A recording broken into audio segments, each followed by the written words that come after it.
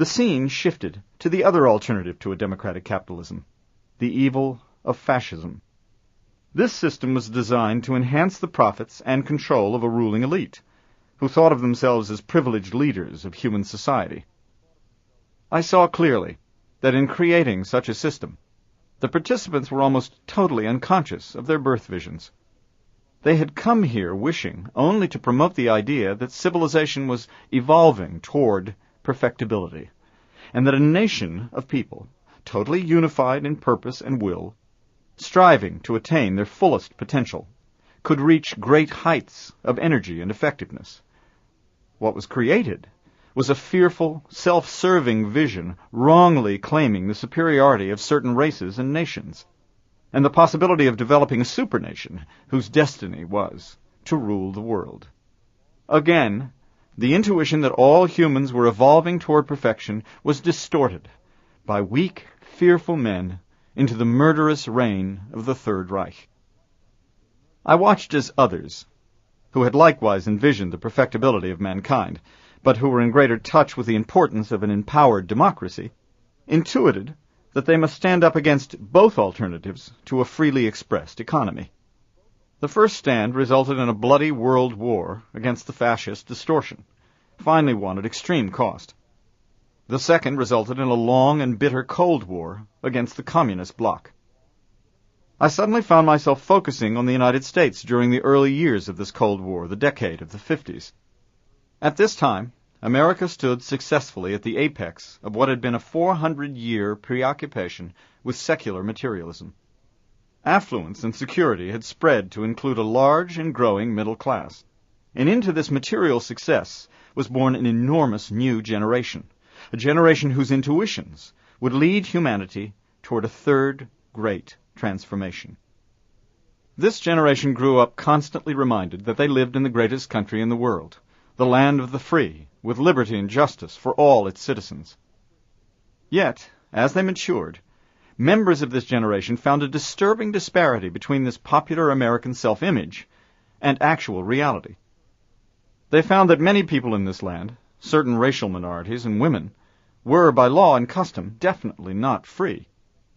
By the 60s, the new generation was inspecting closely, and many were finding, other disturbing aspects of the United States self-image. For instance, a blind patriotism that expected young people to go into a foreign land to fight a political war that had no clearly expressed purpose and no prospect of victory. Just as disturbing was the culture's spiritual practice. The materialism of the previous 400 years had pushed the mystery of life and death far into the background. Many found the churches and synagogues full of pompous and meaningless ritual. The attendance seemed more social than spiritual, and the members too restricted by a sense of how they might be perceived and judged by their onlooking peers. As the vision progressed, I could tell that the new generation's tendency to analyze and judge arose from a deep-seated intuition that there was more to life than the old material reality took into account. The new generation sensed a new spiritual meaning just beyond the horizon, and they began to explore other, less-known religions and spiritual points of view.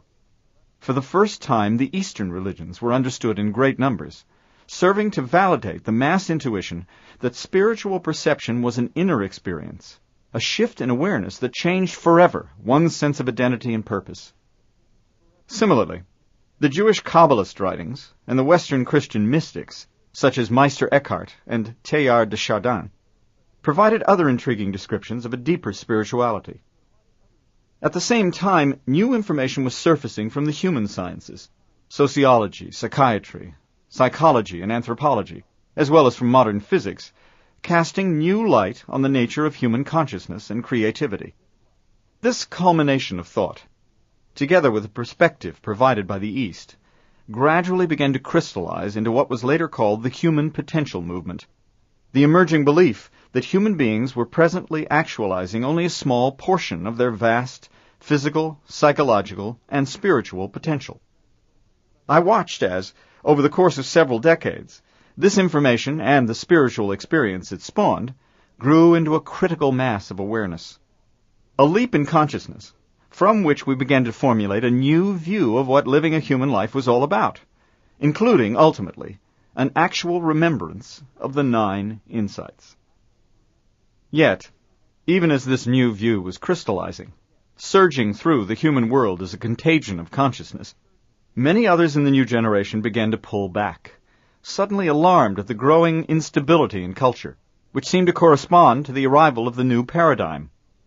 For hundreds of years, the solid agreements of the old world view had maintained a well-defined, even rigid order for human life. Then came the 60s wave of questioning and analysis and criticism, and the unwavering rules suddenly began to crumble.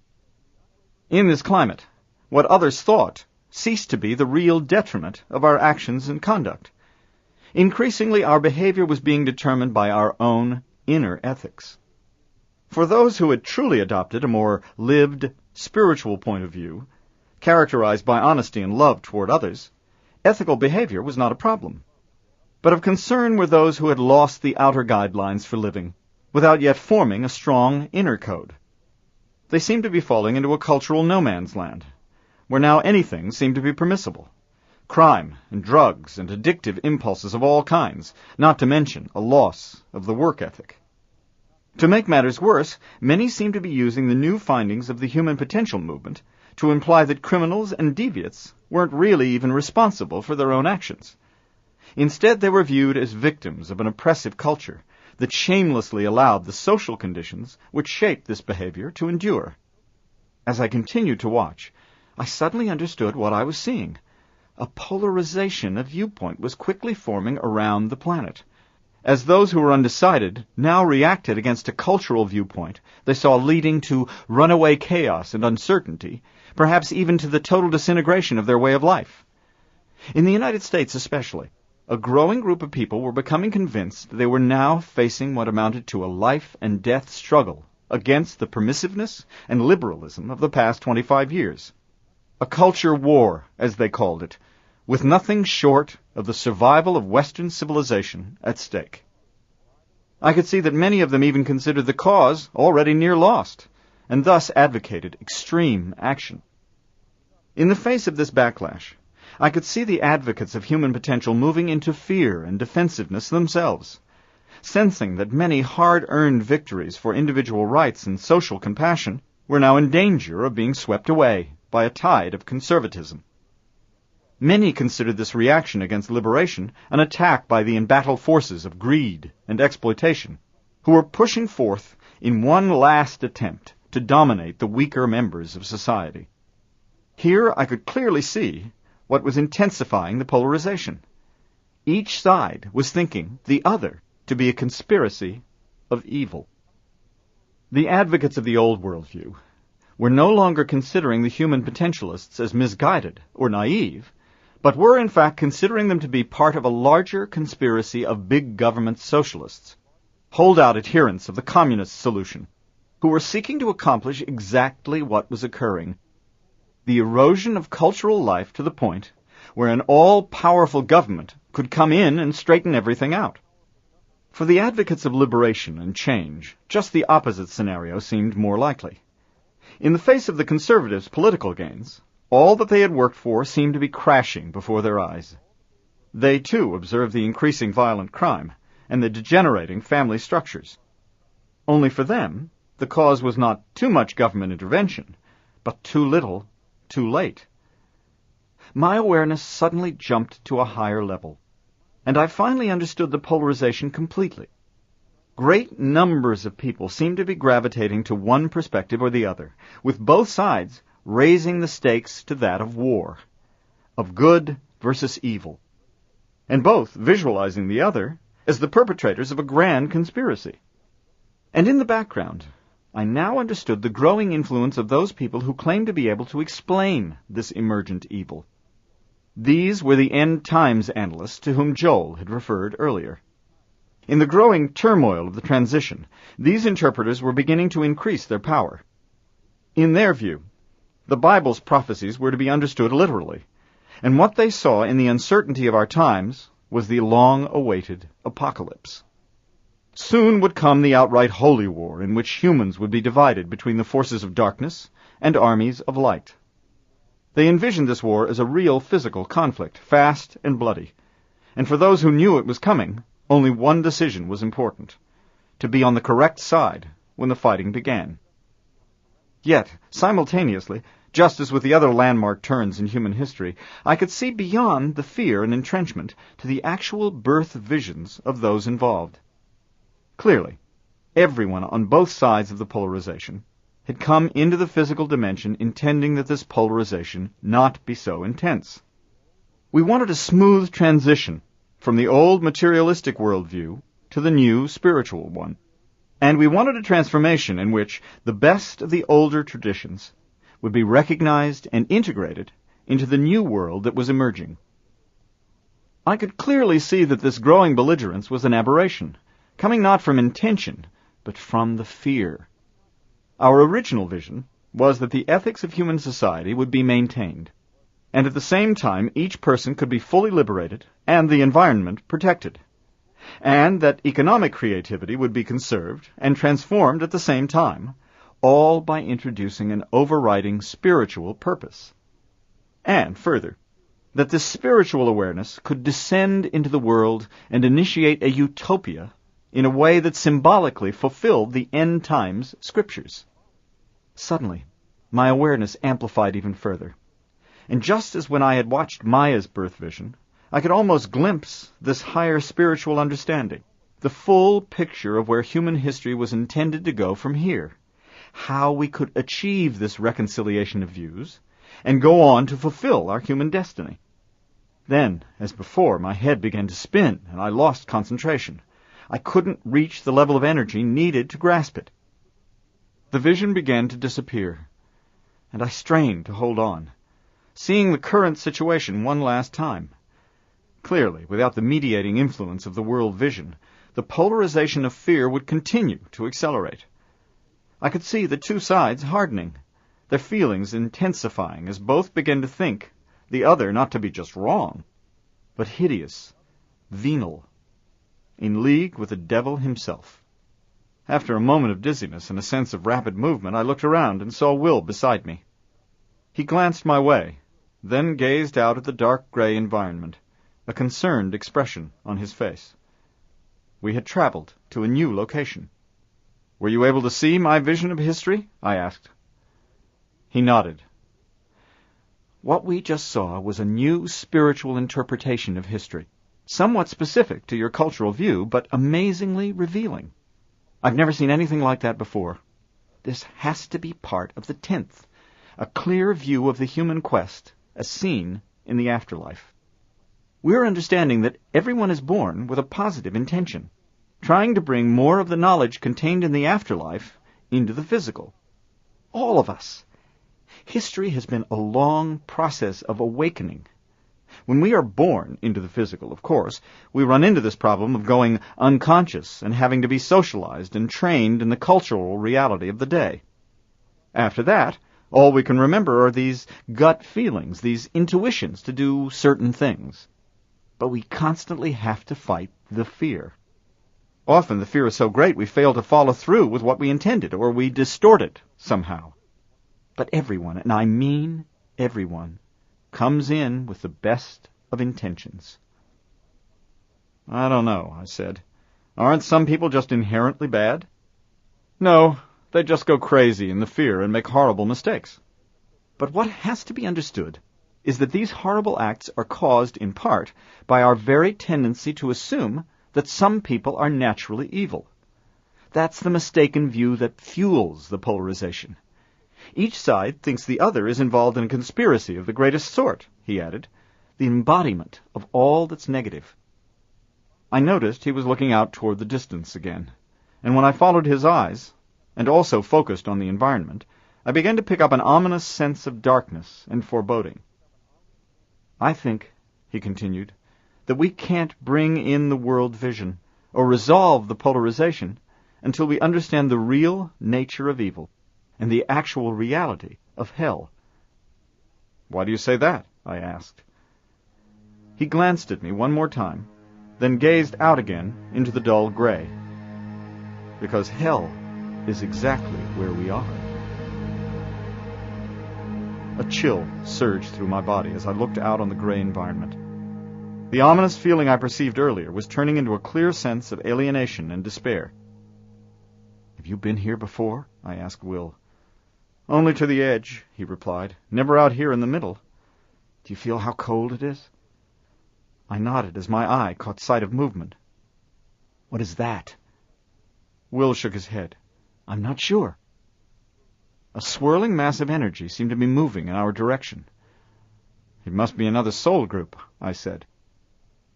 As they came closer, I tried to focus on their thoughts, feeling an even greater sense of alienation, even anger. I tried to shrug it off, open up more. "Wait," I vaguely heard Will say. "You're not strong enough." But it was too late. I was suddenly pulled into an intense blackness, and then beyond it, into a large town of some kind.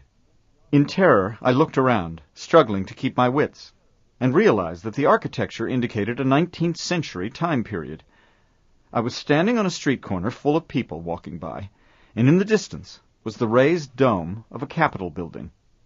At first I thought I was actually in that time period, but several aspects of the reality were wrong. The horizon faded out into a strange gray color, and the sky was olive green, similar to the sky above the office construction that Williams had created when he was avoiding the realization that he had died.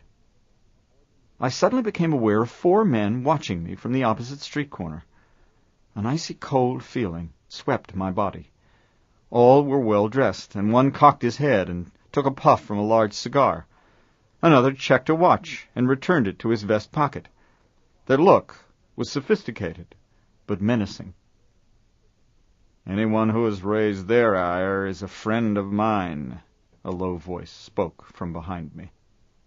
I turned to see a large, barrel-shaped man, also well-dressed, and wearing a wide-brimmed felt hat, walking toward me. His face seemed familiar. He had been the commander of the Federal troops I had seen in the visions of the 18th century war, the one who had refused to see Maya, and had ordered the battle against the native people to begin. All this was a construction, I thought. He must have recreated his later life situation in order to avoid realizing he was dead. "This is not real," I blurted. "You're, deceased." He seemed to completely ignore my statement.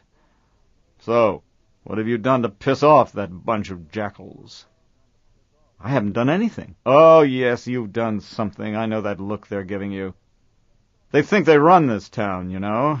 In fact, they think they can run the whole world." "Listen," I said, "try to understand. None of this is real." "Hey," he replied, "I would suggest that you take me into your confidence. If they're against you, I'm the only friend you have." I looked away, but I could tell he was still eyeing me suspiciously. "They're treacherous people," he went on. "They'll never forgive you. Take my situation, for example. All they wanted was to use my military experience to squash the Indians and open up their lands. But I was on to them. I knew they couldn't be trusted, that I would have to look out for myself." He gave me a wry look. "It's harder for them to use you and throw you away if you're a war hero, right? After the war, I sold myself to the public. That way these characters had to play ball with me. But let me tell you, never underestimate these people. They're capable of anything." He backed away from me a moment, as if pondering my appearance. "In fact," he added, "they may have sent you as a spy." I saw him reach into a pocket and pull out a short knife. Petrified, I forced my body to move, running down the street and ducking into alleyways until I lost sight of him. The streets were now completely empty, except for one carriage. It pulled up to the hotel across from me, and a beautiful woman, dressed in evening attire, got out and glanced over toward me, then smiled. There was something warm and caring about her demeanor. I dashed across the street toward her, and she paused to watch me approach, her smile coy and inviting. "You're alone," she said. "Why don't you join me?" "Where are you going?" I asked tentatively. "To a party." She opened the door to the building and motioned for me to come with her. We walked into the elevator, and she pushed the button for the 4th floor. As we rode up, the sensation of warmth and caring increased with each floor. Out of the corner of my eye, I saw her staring at my hands. When I looked, she smiled again and pretended to have been caught. The elevator opened, and she led me down the hall to a particular door and knocked twice. After a moment, the door was unlocked, and a man looked out. His face lit up at the sight of the woman. "Come in," he said. "Come in." She invited me to enter ahead of her, and as I walked in, a young woman reached over and took my arm. She was dressed in a strapless gown and was barefoot. "Oh, you're lost," she said. "Poor thing. You'll be safe in here with us." Past the door, I could see a man without a shirt. "Look at those thighs," he commented, staring at me. "He has perfect hands," another said. In a state of shock, I realized the room was crowded with people, all in various stages of nudity and love-making. "No, wait," I said. I can't stay." The woman on my arm said, "You would go back out there? It takes forever to find a group like this. Feel the energy in here. Not like the fear of being alone, huh?" She moved her hand across my chest. Suddenly there was the sound of a scuffle on the other side of the room. "No, leave me alone!" someone shouted. "I don't want to be here!" A young man, no older than 18, pushed several people away and ran through the door. I used the distraction to run out behind him. Not waiting for the elevator, he bounded down the adjacent stairs, and I followed. When I reached the street, he was already on the other side. I was about to shout for him to stop when I saw him freeze in terror. Ahead on the sidewalk was the commander, still holding the knife, but this time facing the other group of men who had watched me earlier. They were all talking at the same time, posturing angrily. Abruptly, one of the group pulled a gun, and the commander rushed toward him with a knife. Shots rang out, and the commander's hat and knife flew backward as the bullet pierced his forehead. He dropped to the ground with a thud, and as he did, the other men stopped in mid-motion and began to fade away until they disappeared completely. Just as quickly, the man on the ground also disappeared. Across from me, the young man sat wearily down on the curb and put his head in his hands. "It's okay," I said. "They're gone." "No, they're not," he said in frustration. "Look over there." I turned and saw the 4 men who had disappeared standing across the street in front of the hotel. Unbelievably, they were in the exact position they had been in when I had first seen them. One puffed his cigar, and the other checked his watch. "This keeps happening over and over," the young man said. "I can't stand this anymore. Someone's got to help me." Before I could say anything, 2 forms materialized to his right, but remained obscured, out of focus. The young man stared at the forms for a long time, then, with a look of excitement on his face, said, "Roy, is that you?" As I watched, the 2 forms moved toward him until he was completely hidden by their weaving shapes. After several minutes, he had completely disappeared, along with the 2 souls. I stared at the empty curb where he had been sitting, feeling remnants of a higher vibration. Suddenly, in my mind's eye, I saw my soul group again, and felt their deep caring and love. Concentrating on the feeling, I was able to shake off the blanketing anxiety and to amplify my energy in increments until I finally began to open up inside. Immediately, the environment shifted to lighter shades of gray, and the town disappeared. As my energy increased, I was able to imagine Will's face, and instantly he was beside me. "Are you okay?" he asked, turning to embrace me. His expression showed immense relief. "Those illusions were strong. You willed yourself right into them." "I know. I couldn't think, couldn't remember what to do. You were gone a long time. All we could do was send you energy." "Well, who do you mean by we?" "All these souls?" Will's hand gestured outwardly. When I looked fully, I could see hundreds of beings stretching as far as I could see in an enormous circle. Some were looking directly at us, but all of the others appeared to be focused in another direction. I looked to see where they were staring, following their gaze finally to several large swirls of energy far in the distance. When I concentrated my focus, I realized that one of the swirls was, in fact, the town from which I had just escaped. "What are those places?" I asked Will. "Mental constructions," he replied, "set up by souls who, in life, lived very restrictive control dramas, and could not wake up after death. Many thousands of them exist out there. Were you able to see what was happening when I was in the construction? Most of it. When I focused on the souls nearby, I could pick up their view of what was happening to you. This ring of souls is constantly beaming energy into the illusions, hoping someone will respond. Did you see the young kid? He was able to wake up, but the others didn't seem to pay attention to anything. Will turned to face me. Do you remember what we saw during William's life review? At first he couldn't accept what was happening, and he began to repress his death to the extent that he created a mental construction of his office. Yes, I thought of that when I was down there. Well, that's how it works for everyone. If we die, and we've been so immersed in our control drama and routine as a way to repress the mystery and insecurity of life to such a degree that we can't even wake up after death, then we create these illusions or trances so that we can continue the same way of feeling safe, even after we enter the afterlife. If William's soul group had not reached him, he would have entered one of those hellish places where you were. It's all a reaction to fear. The people there would be paralyzed with fear if they didn't find some way to ward it off, to repress it below consciousness. What they're doing is repeating the same dramas, the same coping devices they practiced in life, and they can't stop. So these illusionary realities are just severe control dramas? Yes, they all fall within the general styles of the control dramas, except that they are more intense and non-reflective. For example, the guy with the knife, the commander, was no doubt an intimidator in the way he stole energy from others. He rationalized his behavior by assuming that the world was out to get him. And, of course, in his life on Earth, these expectations drew just those kinds of people into his life. So his mental vision was fulfilled. Here he just created imaginary people to be after him so he could reproduce the exact situation. I thought of the commander again.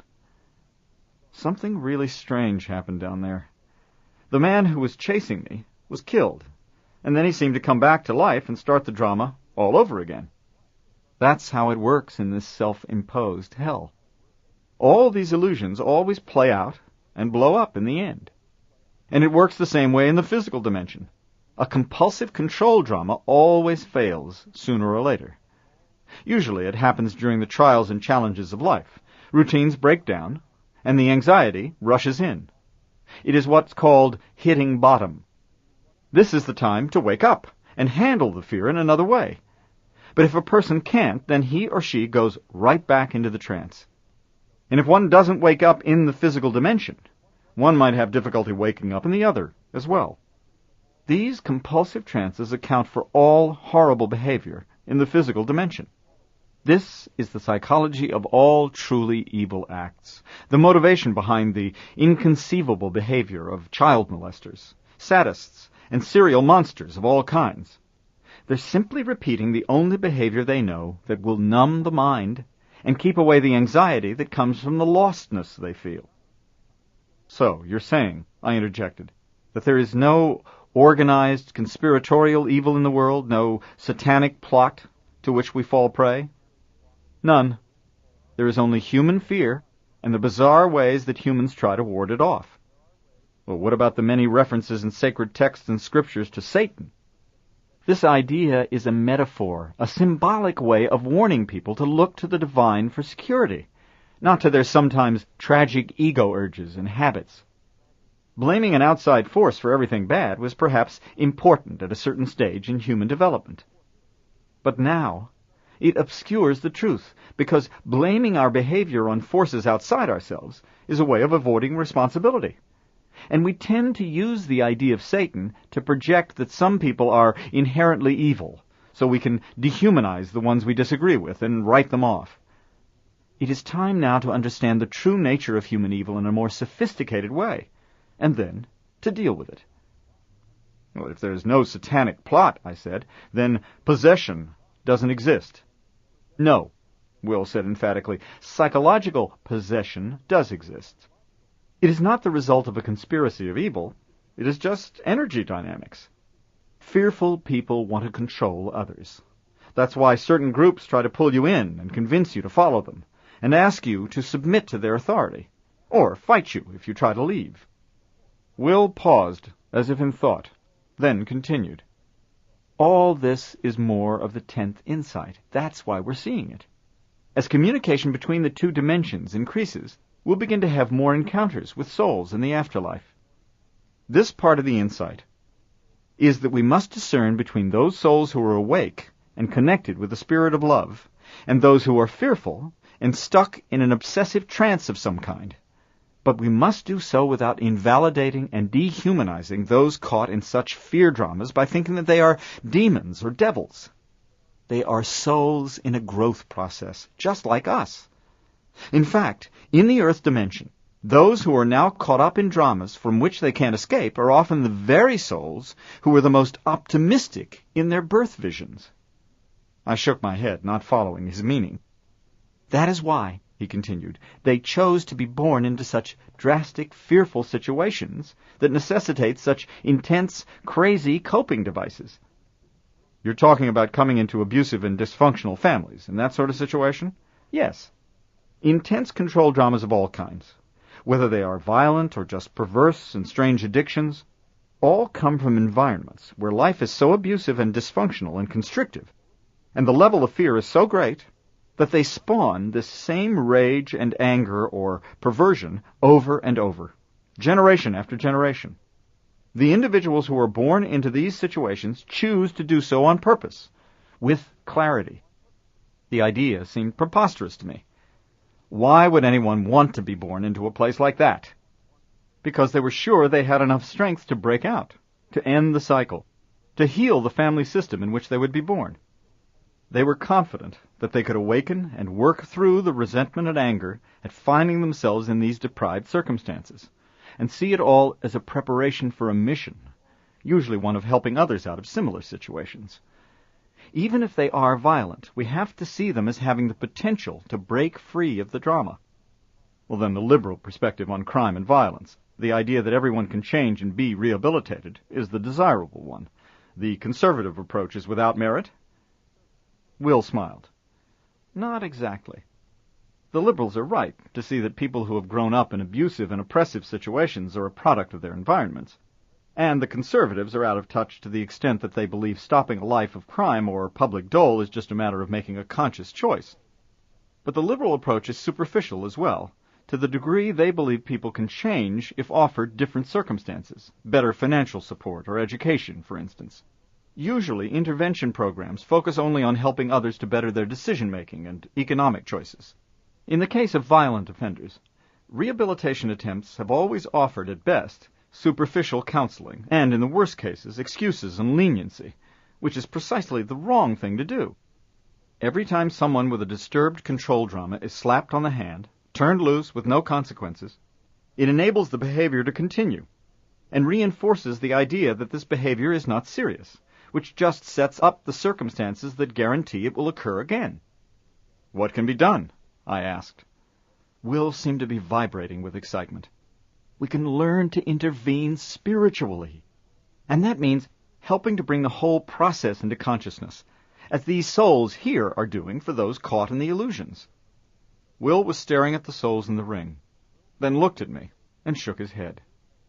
I can get all the information I just relayed to you from these souls, but I still can't see the world vision clearly.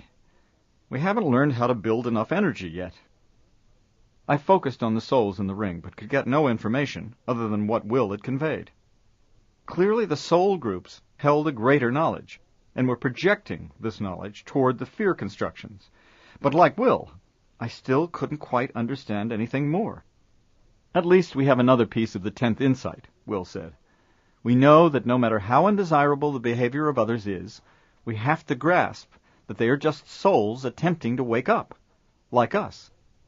Suddenly, I was jolted backward by a blast of dissonant noise, images of whirling colors seizing my mind. Will lunged forward and caught me at the last moment, pulling me into his energy, and again holding my back firmly. For a moment I seemed to shake violently, and then the discord passed. They've started the experiment again, Will said. I shook off the dizziness and looked at him. That means Curtis will probably try to use force to stop them. He's convinced that's the only way. As soon as I spoke those words, I saw a clear picture of Feynman in my mind. He was somewhere overlooking the valley. Glancing at Will, I realized that he had seen the same image. He nodded in agreement, and we instantly began to move. When we stopped moving, Will and I were facing each other. Around us was more gray. Another loud, disharmonious sound shattered the silence, and Will's face began to lose focus. He continued to hold on to me, and after several moments, the sound ended. "These sound bursts are coming more frequently now," Will said. "We may not have much time left." I nodded, fighting the dizziness. "Let's look around," Will said. As soon as we focused on our surroundings, we saw what appeared to be a mass of energy several hundred yards away. Immediately it closed to within 40 or 50 feet. "Be careful," Will cautioned. "Don't identify completely with them. Just listen and find out who they are." I focused warily and immediately saw souls in motion and an image of the town from which I had escaped. I recoiled in fear, which actually made them come closer to us. "Stay centered in love," Will instructed. "They can't pull us in unless we act as though we want them to save us. Try to send them love and energy. It will either help them or make them run away." Realizing the souls were more afraid than I was, I found my center and beamed them love energy. Immediately they moved rapidly away from us to their original position. "Why can't they accept the love and wake up?" I asked Will. "Because when they feel the energy and it raises their consciousness a degree, their preoccupation lifts somewhat and doesn't fend off the anxiety of their aloneness. Coming into awareness and breaking free of a control drama always feels anxious at first, because the compulsion has to lift before the inward solution to the lostness can be found. That's why a dark night of the soul sometimes precedes increased awareness and spiritual euphoria." A movement to the right caught our attention. When I focused, I realized that other souls were in the area. They came closer, and the others moved away. I strained to pick up what the group was doing. "Why do you think this group is here?" I asked Will. Will shrugged. "They have something to do with this guy, Feynman." Gradually, in the space around the group, I began to see a moving image, a scene of some kind. When I brought it clearly into focus, I realized it was the image of an expansive industrial plant somewhere on Earth, with large metal buildings and rows of what looked like transformers and pipe and miles of interlinking wire. At the center of the complex, atop one of the largest buildings, was a command center of pure glass. Inside, I could see rows of computers and gauges of all descriptions.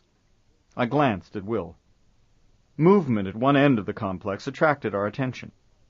Emergency vans and fire trucks were arriving at one of the larger buildings. An ominous glow radiated from the third-floor windows. At one point, the glow brightened, and then the ground under the entire building seemed to crack. In an explosion of dust and debris, the building shuddered and then slowly collapsed. To the right, another building suddenly burst into flames. The scene moved to the command center, where, inside, technicians moved frantically. Then, from the right, a door opened, and a man entered with an armful of charts and blueprints. He laid them out on a main table, and worked with what appeared to be a determined confidence. Walking to one side of the room, he began to adjust switches and dials. Gradually, the ground stopped shaking, and the fires were brought under control. He continued to work hastily and to instruct the other technicians. I looked at the individual now in charge more closely, and then turned to Will. "That's Feynman!" Before Will could respond, the scene shifted into fast-forward. Before our eyes, the plant was saved. Then quickly, workers began to dismantle it, building by building. At the same time, on a site nearby, a new, smaller facility was being constructed that would manufacture more compact generators. Finally, most of the complex had been returned to its natural wooded state, and the new facility was turning out small units that we could see behind each house and business throughout the countryside. Abruptly, our perspective backed away, until we could see a single individual in the foreground, watching the same scene as we were. When we could see his profile, I realized that it was Feynman, before his current birth, contemplating what he could achieve in life. Will and I looked at each other. "This is part of his birth vision, isn't it?" I asked. Will nodded. "This must be his soul group. Let's see how much more we can find out about him." We both focused on the group, and instantly another image formed in front of us. It was the 19th century war camp, the headquarters tent again. We could see Feynman together with his field commander, the man I had seen earlier in the illusional town. As we watched their interaction, we began to pick up on the story of their association. A bright tactician, Feynman was in charge of strategy and technological developments. In advance of the attack, the commander had ordered smallpox-laden blankets, covertly traded to the Native Americans, a tactic Feynman adamantly opposed, not so much because of its effect on the indigenous people, as because he felt that it was politically indefensible. Afterward, even as the success of the battle was being hailed in Washington, the press found out about the use of smallpox, and an investigation was launched. The commander and his cronies in Washington set Feynman up as the scapegoat, and his career was ruined. Later, the commander set forth on a glorious political career of national stature, before he was also treacherously double-crossed by the same Washington insiders. Feynman, for his part, never recovered. His own political ambitions had been totally destroyed. He attempted to assassinate the ex-politician at a state dinner, and was shot dead by bodyguards. Because Feynman had cut himself off from his inner security and love, he could not fully awaken after death. For years he believed he had escaped his ill-fated attempt to kill his old commander, and had lived in illusionary constructions, holding on to his hate, and doomed to the repeated horror of planning and attempting another assassination, only to be shot, over and over. As I watched, I realized that Feynman could have been trapped in the illusions for a much longer period of time, except for the determined efforts of another man who had been at the military encampment with Feynman. I could see an image of his face, and I recognized his expression. "That's Joel again, the journalist I met," I said to Will without losing my focus on the image. Will nodded in response. After death, Joel had become a member of the Outer Soul Ring, and became totally dedicated to waking up Feynman. His intention during the lifetime with Feynman had been to expose any cruelty or treachery on the part of the military toward the Native Americans. But even though he had known about the smallpox contamination, he had been persuaded to keep quiet by a combination of bribes and threats. After death, he had been devastated by his life review, but had remained conscious, and had vowed to help Feynman, who he felt had been ruined because of his failure to intervene. After a long period of time, Feynman finally responded and underwent a long and painful life review himself. He had originally intended in the 19th century life to become a civil engineer, involved in the peaceful development of technology. But he had been beguiled by the prospect of becoming a war hero, like the commander, and of developing new war strategies and devices. In the years between lives, he was involved closely in helping others in his soul group with the proper use of technology, when he slowly began to receive a vision of another life approaching. Slowly at first, and then with great conviction, he realized that soon mass energy devices would be discovered that had the potential of liberating mankind, but these devices would be extremely dangerous. As he felt himself being born, he knew that he would come to work for the proper use of this technology, and he was well aware that in order to succeed, he would have to again face his tendency to crave power and recognition and status. Yet he saw that he would have help. There would be 6 other people. He visualized the valley working together somewhere in the dark, the falls in the background, utilizing a process to bring in the world vision. As he began to fade from view, I could barely make out parts of the process. First, the group of 7 would begin to remember past experiences and work through the residual feelings. Then, the group would consciously amplify their energy, using the 8th insight techniques, and each would express their particular birth vision. And finally, the vibration would accelerate, unifying the soul groups of the 7 individuals. And out of the knowledge gained would come the full memory of the intention behind human history. And then, at last, the detailed picture would arrive of our intended future, the world vision, the view of where we're going, and what we have to do to reach our destiny. Suddenly, the whole scene disappeared, along with Feynman's group, Will and I were left there alone.